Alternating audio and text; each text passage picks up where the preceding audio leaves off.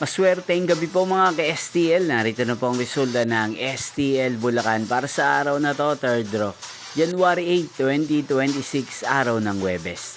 Naway ang mga natayaan niyo po mga numero kanina ay manalo nawa ngayong gabing ito, 8 PM. Kaya kunin niyo na po ang inyong mga ticket. Narito na po ang resulta.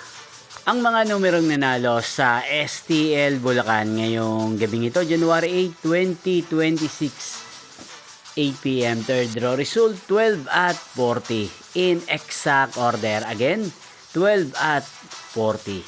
At ngayong gabing ito sa STL Bulacan, natin pong i-shoutout si Ate Cheryl ng Bulacan. Shoutout po sa inyo, Ate Cheryl. Sana po ay nasa maayos kayong kalagayan. At sa lahat po ng mga taga Bulacan, shoutout po sa inyo. Inyo pong napanood ang resulta ng STL Bulacan. Maraming salamat po sa patuloy niyo pong pagsuporta sa aking channel. Magkita-kita pong muli tayo bukas ng alas 11 ng umaga. Thank you for watching.